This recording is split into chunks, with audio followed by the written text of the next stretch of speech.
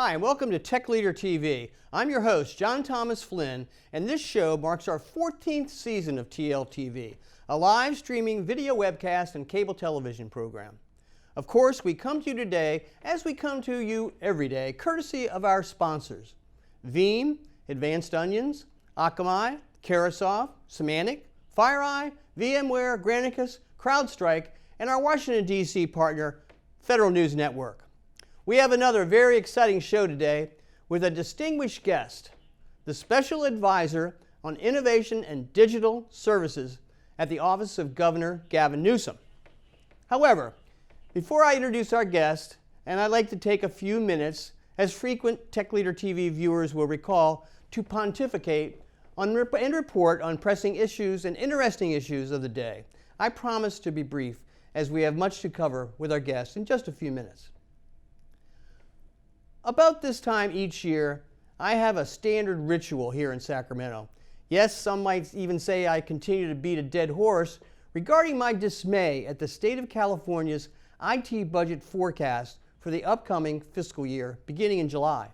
Last year, in fact, I actually posted what turned out to be the most popular, most viewed article on Tech Leader TV's website with over 2,000 visitors. It was entitled, "There's a link to the new fiscal year 2020 budget," and I added that it contains the total information technology budget for each department. The breakdown highlighted the IT priorities of the administration for the next fiscal year and represented an increase of almost 2% from 2019. This budget is further broken down into hundreds of specific IT projects at agencies, departments, etc. You can just imagine the interest that provoked among state officials and the IT vendor community in Sacramento alike, especially the latter.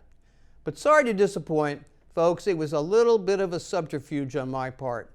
I was in fact referring to the federal government's IT budget, almost $100 billion, broken down by 25 agencies and hundreds of departments by actual project. And each department's page has a picture of their chief information officer along with a phone number and an email address. Try finding that in Sacramento. That's transparency. Now I know you folks watching are thinking that the old Fiscal project will address this issue. After all, Fiscal, the new state's financial system, budgeted at over $1 billion and counting, arguably the largest state IT project in history, will certainly be able to break down IT budgets and spending better than the current CalSTARS system, 40 years old and counting. I hope you're right. Though our state auditor, Elaine Howell, a previous guest on Tech Leader TV, I might add, certainly has her concerns. But if the feds can break down their almost $100 billion budget by agency, by department, even project, in their nearly $5 trillion 2021 budget, surely the Golden State can do the same, huh? Come on, man. Why can't California do that? Well, as I like to say on this show, the state of California can always do better. So let's continue our journey today as we discuss government, politics, technology, and as I like to say, other unnatural acts. We'll be right back in just a moment with our guest and get started.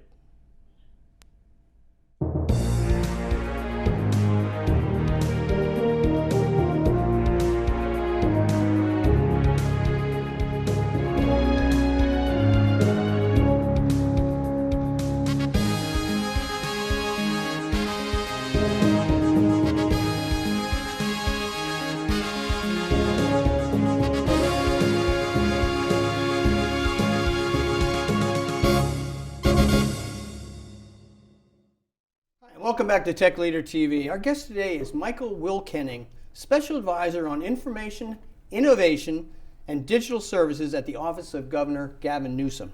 Previously, Mike was Secretary of California Health and Human Services Agency, led the 12 departments there with 30,000 employees and a $150 billion budget.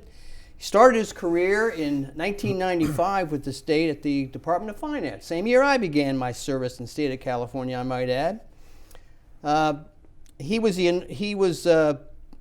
You spent a number of years with the Healthcare Services, if I recollect properly. No, just Health and Human Services. Health and Human Services. Okay. Yeah, almost a well, welcome to Tech Leader TV. It's glad to have you. Just on your title alone, we'd welcome you to have this Thank you. This opportunity. Tell us a little bit more about your background. I kind of jumped over it there. I went from 95, where you started with the Department of Finance, all the way up to today, where you're working for Gavin Newsom. You've got some serious years into the state, right? I do. And a local boy as well. And a local, yes. I grew up in Sacramento. Started in state service in 1995. So at the Department of Finance, worked in several of the units there. When I started, at the time it was Health and Welfare. It's now Health and Human Services. So started in the Health and Welfare unit of Finance. Worked some time in the local government unit, education, employee compensation, and then ended up back in the Health and Human Services unit, where I was leading that unit when I was recruited over to be the Undersecretary of Health and Human Services Agency. I was at that agency for just over a decade. A lot of time as undersecretary and left as secretary of that agency. Brought over to the governor's office in April to be the special advisor on innovation and digital services. Just as a clarification, when that was started, I seem to recall the state of California had an innovation office over at the California Department of Technology. I'm trying to think of the gentleman's name that involved with it. But is that still there, or did that kind of phase out when your organization was created? That is still there. So there was a Office of Digital Innovation at the Department of Technology. It's been renamed since. I can't remember the exact name right now, but it does continue to exist, and that was one of the things that, as we started bringing up the concept of the Office of Digital Innovation, we were trying to figure out how are these different things going to fit together. There's also an innovation office at the California Health and Human Services Agency that I'd helped to bring up there. Right. And so we all got around the table and started figuring out what are the lanes and how are we going to support each other and not be in a place where we're overlapping or... Okay. So tell us a little bit more about those lanes. Yeah. So the Department of Technology, that one was really on enterprise architecture and providing a sandbox for trying out new things. Having an environment for trying out a lot of coding and different approaches. The innovation office over at the Health and Human Services Agency was really around design thinking, user experience, and so a lot of those skills were being taught over there and then being applied to problems that we had inside of the agency. It's now helping out on some other projects as well throughout government. And the Office of Digital Innovation was really more in that mold, where it's design thinking, user experience, but also has the ability to develop. So we'll have developers on staff as well, which the Health and Human Services Agency one is lacking, and was one of the things that we've noticed as a problem, that you can only do so much without having that ability to actually have people develop code and put something together for you. So tell me a little bit more about your organization. You alluded to you do have staff. How big is it? So the office has 50 positions. The initial budget was about $25 million, ongoing budget of about $14.5 million. Right now, we're looking for the director. We started this out with a kind of a traditional find the director and then scale out the organization. We got close with a couple of candidates, weren't able to land it at the end. So just to clarify, I'm sorry, you're not the director. I am not the director of the office. Right.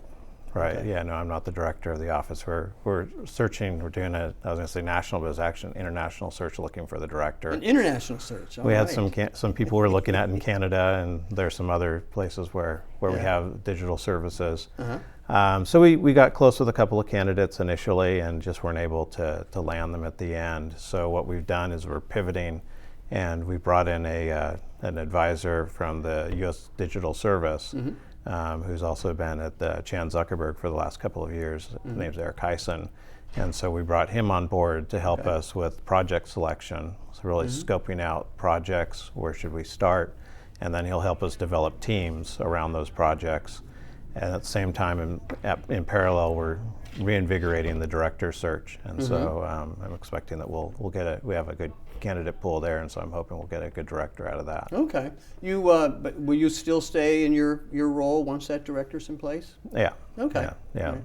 So you have some kind of a coordination responsibility of coordinating with these various innovation offices that you alluded to earlier? Yeah, helping to create that environment. So eventually, I think the the environment will be working on its own, so we'll figure out on the longer term what that means for this particular position.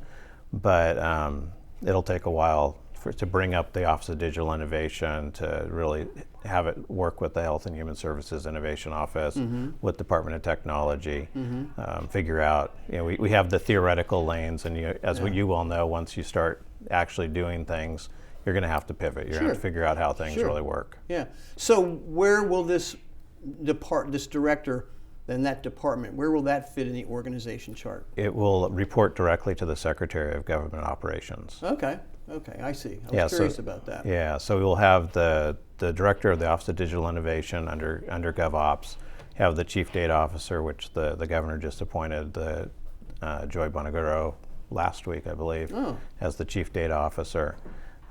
Those will both report into the Secretary of GovOps. And then you have CDT, which is also part of GovOps. Yeah. And then you have the Health and Human Services. Unfortunately, but that's a different story.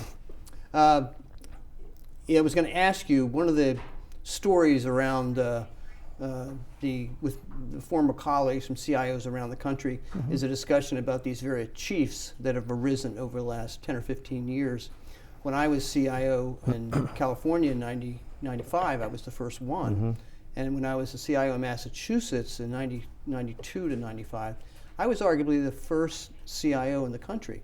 Michigan and Florida were right about the same time, and it just was not a term that was common in the state government. And the federal government, Klinger-Cohen bill that created all the CIOs in the federal government, was just coming along at the same time. So now it's interesting because now you have so many chiefs. Once you had the CIO, then you had the Chief Information Security Officer, and right about the same time you got the Chief Privacy Officer, and then not long after that you had Chief Data Officers, and now we have the Chief Knowledge Officer I've seen out there, and there's also the Chief Innovation Officers, and there's certainly there's no common process or procedure or organizational format from these. They're all over the place. As you've described, the one in California epitomizes that. I mean, you've got because a lot of the CIOs, these folks are reporting to CIOs, but most of them, I'd say at least half aren't. No. And that's certainly the case in California. Yeah, a lot of them aren't reporting to the CIOs, and they're their own entities. A lot of them being modeled on the U.S. Digital Service and 18F, which is in the General Services Administration at the federal level. We're seeing them in New York's bringing up one. Massachusetts has a digital service office. Colorado's just bringing theirs up now. See, it's much more common in the local level. I was going to say, yes, it is. Particularly, I've noticed that with smart government, you've got these innovation offices. In fact, the first one I ever read about, I think, was the local government. Yeah, that's interesting. Well, that's good. The states are laboratories of democracies, but local government can certainly be that tenfold if we allow it to be.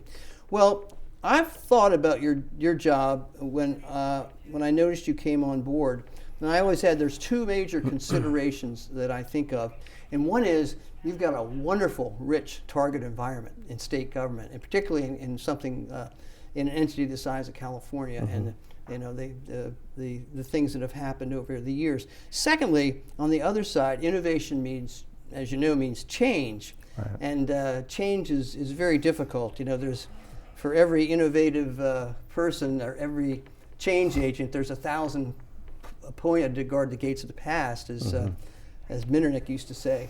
And I think it's especially true and difficult in government. And I know in reading about your background, there was your ability to address that cultural issue, that cultural barrier, if you will. So tell us a little bit about some of the examples, perhaps, of some of the areas that you've identified that could use digital innovation of some kind, and even if it's just work in progress innovation. I think it can be very beneficial. So tell us about some of the priorities and some of the initiatives that you've been involved in. This should you could write a book on this. Sure. Maybe I'll step back a little bit and talk a little bit about the experience of getting to this point, because it's not a natural, when you look at my resume, to say, okay, Secretary of Health and Human Services, now you should be the Special Advisor on Innovation and Digital Services. And it really does go back to the work that I was doing at Health and Human Services that I started when I was Undersecretary and I continued as Secretary. with bringing up the open data portal for first we did public health and then the agency back in 2014. Okay. So that was the first statewide agency level open data portal in California. And from that, we then started thinking about the internal data that we had and what we really could use that information for. And really took me all the way back to the very beginning of my time at the Health and Human Services Agency back in 2008 during the recession.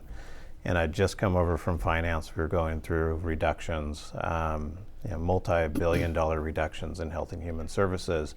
And we had put the potential reductions into 3 buckets. And we're getting ready for a briefing with the governor. And so I was talking to then Secretary Belshé about what was in the different buckets. And at the end of it, she looked at me and she said, well, if we did bucket A, what's the cumulative impact? And being from finance, I knew exactly what that dollar amount was. And she looked at me and she said, it's really not the question I'm asking. I want to know how many families are we hitting 2, 3, 4, 5 times with the reductions in that particular. And I said, don't know. Yeah. I said, in fact, we really don't, there's no way for us to know given the way that the systems were designed. And the best I can do is we can put together what an average recipient looks like in any of these programs, and we can start to speculate on what that would look like. And worse, even at the end, I won't be able to tell you what the impact was. We'll just know in Medi-Cal we have this many fewer recipients, this many fewer dollars being spent, but we won't know how that maps over to CalWORKs. Sure. So that has always been an issue. I can remember being at cabinet meetings, 25 years ago, and the governor would say, "Well, how many people does your agency serve?" And those kind of statistics and metrics. Let's go back to the performance measurement. It's just very difficult to get. Yeah, really dissatisfying answer, right? And something you should know as you're making those types of reductions. Yep. So it was. I think in 2018, we got somebody from the University of Southern California, Emily Putnam Hornstein, with the Children's Data Network. Sure. She helped us with a record reconciliation. And so we took 8 of our programs, gave her the data, and she was able to do a probabilistic match and figure out what the overlap looked like point in time there. At the same time, we were doing that with GIS information as well, because we have home addresses for the recipients. And so we then compared those two, about a 95% overlap between the two methods. And so that's now, there's a dashboard in Health and Human Services that you can go to, and you can get summary statistics on by county, congressional district, or legislative district on what the population looks like, what the recipients look like for different programs, what the overlap looks like between that, compare it to other similar regions. So that's something that we had done there. We also did the first large agile modular procurement. So we're doing a replacement system for the child welfare system. It was a $500 million replacement system. How's that going? It's had some struggles. Yeah. It was the everybody was really excited about that project in the very beginning, and a lot of us were. I mean, I'm not. The innovative ideas of starting from the procurement that kicked that off, and I went over and saw that the woman from I think University of Southern California, Holstein. Yeah. I went and saw her do a presentation, and I was there with about 25 or 30 social workers, and they were doing an examination of the whole process of collecting data from the initial phone calls and whether or not to intervene, and it was very, very interesting stuff. But there was some strong resistance from social workers about that. They didn't want to be, nobody was checking up on them. So that goes back to those barriers I talk about. Yeah, I think that's her predictive work exactly. for child welfare that she's done a lot in Allegheny County in Pennsylvania. But yeah, the replacement system for child welfare, really, we had a visit from Todd Park and Jen Palka, so the former CTO and the head of Code for America, who told us, the replacement system that you're about to launch with your 1,600-page RFP is going to fail. Yeah. And she was talking to Maribel and me, and I looked at her and I said, yeah, it will by objective standards. I mean, we're saying it's going to cost $500 million, in all likelihood it'll cost us more, and we're saying I think that one was 7 years, and it'll likely take longer than that, and at the end of it we won't be happy with what we got. But that's generally what we do, and so give me a different approach. And that's where they were pitching the modular agile approach to a procurement. So what do you think is going wrong with that? Actually, I think a lot of it's going right. I think that there's a big learning curve associated with it. It was the first one that we've done at the state. And we did a lot of different things at the same time. So we did agile, we did modular, we had a new way of selecting vendors. So we did a pre-qualified vendor pool, which was really, rather than how do you respond to an RFP in writing, show us you can actually do something. Prove that you have the skill sets that you can write about. And so at the time, I was the only question in my mind at the time was, why pick a $500 million project to kick off Agile in the state of California? Why not pick off some, a typical $50 million one and have some leeway? I was worried about that because it is. I remember the child welfare project on my watch. It was at $300 or $400 million when I came in. It was one of the 7 big major projects that the governor was concerned about, and LAO was concerned about, and the auditor was concerned about, and the Sacramento Bee and the LA Times. It was a real mess. But it struggled along, and finally it wound up, even though it was costing $50 million a year just for maintenance and operation of the system. So it was a real mess. And I knew, those are huge systems for sure. Those case management systems and social services are tough, real tough. So anyway, so it's looking brighter now? It's looking brighter. It still has its struggles. Is it the one that's changed over to Salesforce? It is.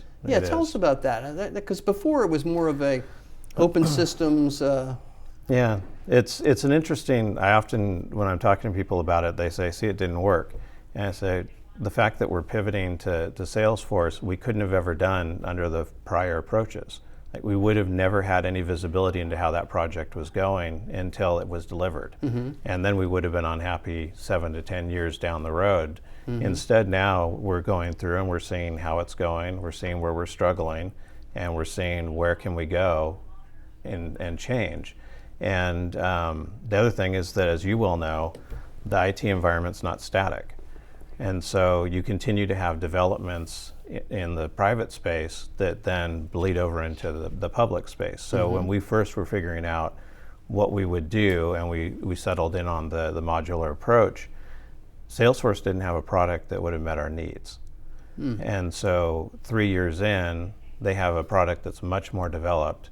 And so we were looking at it and saying we can jumpstart ourselves and take advantage of the platform that didn't exist when we started. So did their platform had been successfully implemented in other states, or?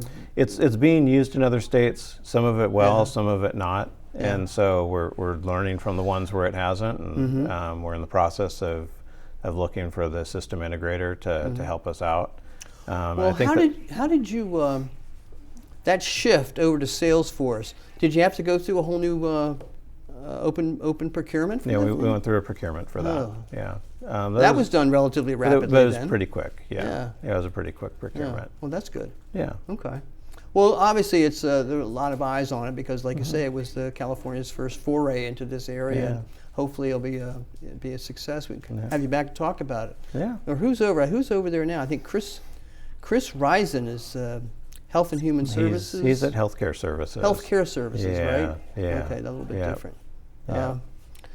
Well, tell us about some of your other. I interrupted you really about that, but I did have down in my notes. I wanted to talk about the agile approach in government. Absolutely. What are some of the other initiatives that you've identified as high priority for digital innovation? So we're still in the process of figuring out what those projects are going to look like. We're really looking for projects that are tractable, so they're ready. You can actually get traction in moving it forward. So it's something that you can do that's scalable, so that you are going to learn something there that you can apply in other places of government. I would think there'd just be a lot of low-hanging fruit out there. There's a lot of potential there. I mean, I can. Let's see, who was I? I was talking about your Jake Roper, your public relations, public affairs person. I remember we did a tour, Tech Leader TV, camera and all. We did a tour of the controller's office, and the controller, when I was CIO, that's when I said, you mean you don't pay vendors electronically? And we went into this whole thing. They're spending $30 billion a year on stamps in the controller's office. $30 million a year. And I keep saying, why? And I get the same answer 25 years ago that I got last year. You know why? Because the controller's name is on every check that goes out, and the controllers like that. I just can't, but that is so, to me, that's a perfect example of something that could easily be fixed if you could break down those cultural barriers to get it done, you know? And there's a dozen of those on the tip of my tongue. I don't want to get into it. You tell me some. Yeah, we're in the process of going through it. So I don't have that project for you that I can say this is where we're going to go.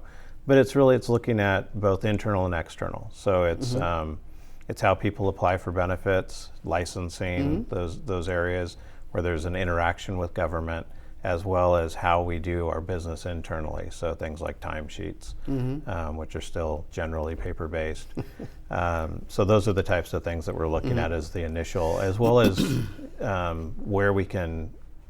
Part of it's when you get the project, you want to be able to build the team pretty quickly as well. And so we're looking for those projects also that we can recruit around, where there's going to be some excitement externally as well about the project. So where we're looking at it and saying, this has impact, it's scalable, it's doable, it's of sufficient priority to actually be an initial project that this office would do, but also that we can go out to the community and say, okay, we're looking for this skill set, and have developers that are ready to come into government and help us out, or user experience designers who go, yeah, I want to come and help you out here. Right.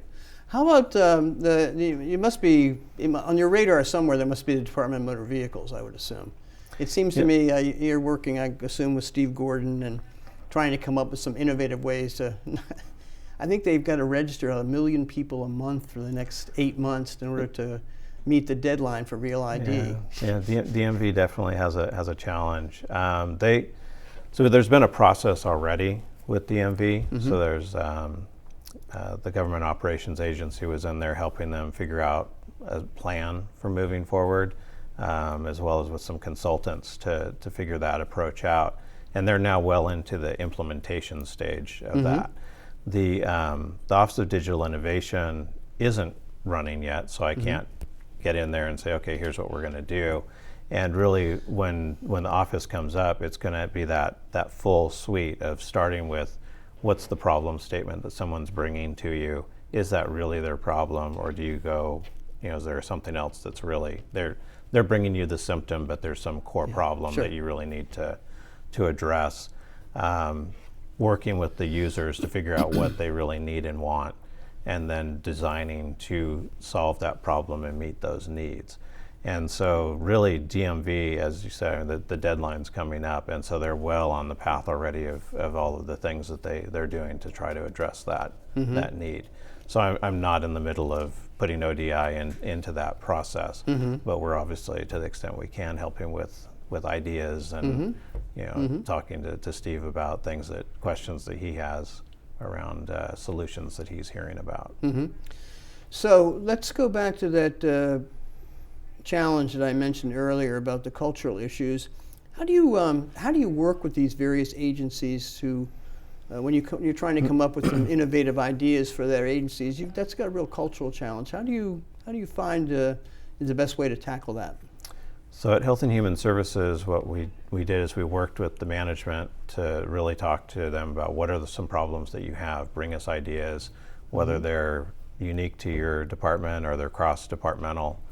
Most of them ended up being cross-departmental.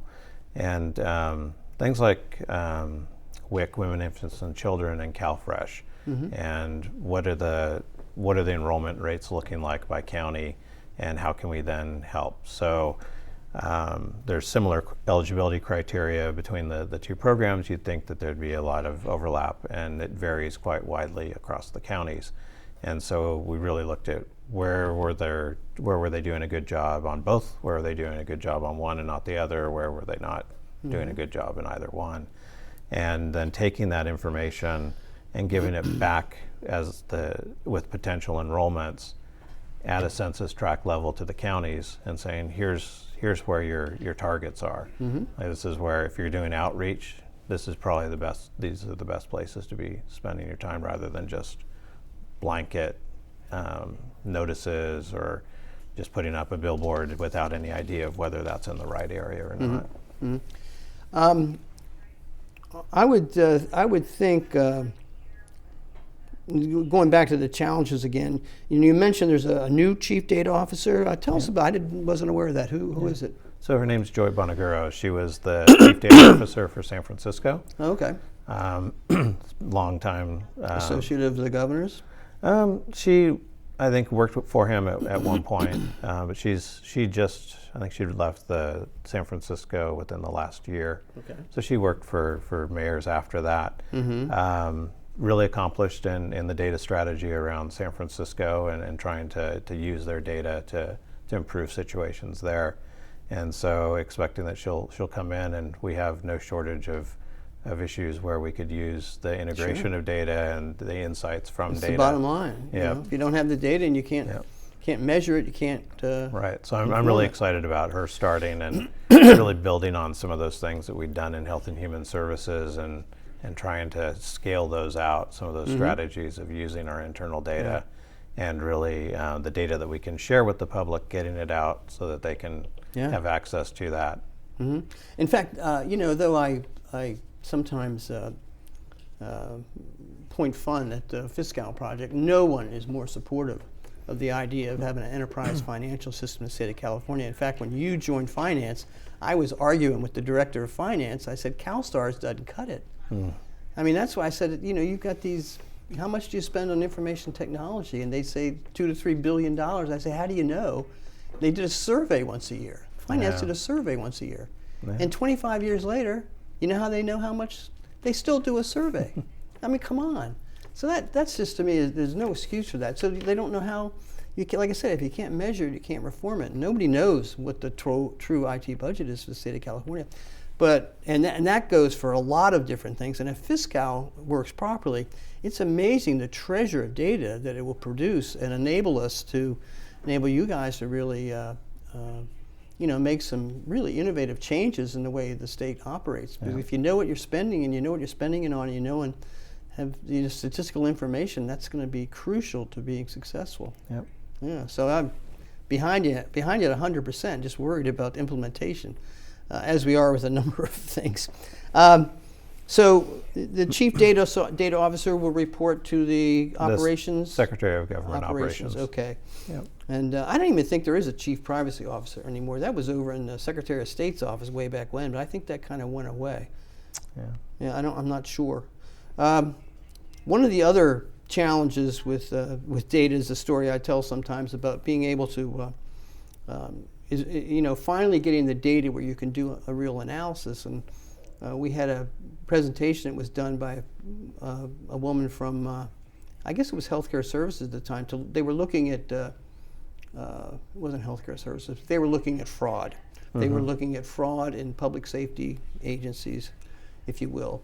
And she said to a group, she said, well, we were looking at Highway Patrol, and while we did find instances of what looked to be problematic, it wasn't enough really to do any more about it, and we went on to our next area. And after her presentation, I went up to her and I said, I think 7 of every California Highway Patrol officer goes out on disability, and every commissioner of the CHP has gone out on disability since 1947.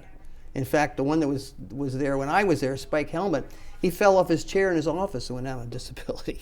And I said, how can you say there's not an issue there? And she was honest about it. She said, it's really, when we do get this information, it's a lot of times it's really hard to get the executive's attention to do something about it because it's politically sensitive. So that's another one of your barriers you have when you're really trying to reform in government. But I think your most helpful attribute is your title. When you've got Governor Gavin Newsom's name at the end of it, that that gets a lot of doors open for you, at least not slammed in your face right away. Yeah, it does. Yeah, it's interesting. One of the things when I started doing this in Health and Human Services, and we started looking at data, and we had one incident where it didn't mesh with what the director and chief deputy thought the program was doing, and so they didn't really want, not the director, but the program people didn't want to really talk about it, and so we had this conversation with all the chief deputies of Health and Human Services about how are you going to react when you get information that doesn't mesh with what you believe the world to look like. And I told them, I said, you've got two options there. So you can fight it. The first thing you do is you check and see if it's right. But if it's what they're telling you is correct, then you have two options. You can either fight them and really try to bury it, or you can ask, how do I change? What do I do to get back to where I thought I was, or even better than where I thought I was? And I said, if you try that first approach, then they'll never come back to you again. And if you try the second, then you're going to open up the environment to really have informed discussions about your data. It was the same conversation that I had with folks when we launched open data. I got some people saying, well, people are going to take those data sets, they're going to do things with it and get insights into something that it's not going to be favorable. I said, well, but is it true? And they said, well, we don't know. We don't know what it is yet. I said, well, let's assume that it's true. I said, again, you have that question in front of you of, do you care then? Like, is it something that you want to change, or is it something that you don't? And if you want to change, then figure out how to change. And if not, then own that that's where you are. But the fact that they could do that is definitely not a reason not to have information out there. Exactly. It's all about transparency, and that's where you get trust in government. Yeah, it is. And to me, the only answer is do it early in the administration. Don't do it 5 years into the administration, because those are problems that you've accepted and gone along with for half your time in office. And a good example of that has been, this goes back when I was CIO. We were so successful in Massachusetts in identifying Medicaid, Medi-Cal in California fraud. And I forget what the number is, but I think the Medi-Cal budget now in California is something like $125 billion. It's huge. Most of it, the feds, but I think it's not 50-50, but it's 40-40 something like that. And I had vendors beating down my door that I was familiar with in Massachusetts to do an analysis of the California. Kim Belshea was involved back then as healthcare services, I believe. And I remember talking to her about it, and her team, and the people would say, "Oh, we're already doing that. We're already doing that." And that, fast forward 25 years, that's still, there was a big contract, $30 or $40 million contract, led about 2 years ago for a couple local companies to get in there and really look at it. And I don't think anything ever happened with it. And it's been one of those issues where there's gold in there. So I'm telling you, you hear some people say it's a 5% fraud, but GAO, Government Accountability Office, they'll say it's more like 15 or 20%. And Malcolm Sparrow from Harvard, Jesus, he says it could be as much as 30%. And yet, sometimes you're just afraid to do it because you don't want to admit you mean you want me to come out and say we've been paying out billions of dollars every year in error because we weren't mining the store properly? Those are very, very tough political strategies and positions to take, and that's why I think it's so great that you're in such a position now with a new governor to really do something about that. Like I said, it's a rich target environment, and it's sat for years. I tell people when I first came here and I went into the Capitol, and have all those 58 open windows, glass enclosed windows, each one of the counties displaying their highlights, and then you go into the Secretary, I think the Secretary of State's office, Treasurer's office from the turn of the century, the early 20th century, set up. And I always say, well, geez, the only problem is they're still operating like they're still in the early 20th century in some of these agencies. So I certainly think it's wonderful that they've gotten to the point of identifying that. And I think kudos to Governor Newsom former guest on our program, I might add, that you're going in that direction. I hope to see more of it. Yeah, no, it's definitely something he's focused on. He wrote a book several years back, Citizenville. Right, yeah, sure.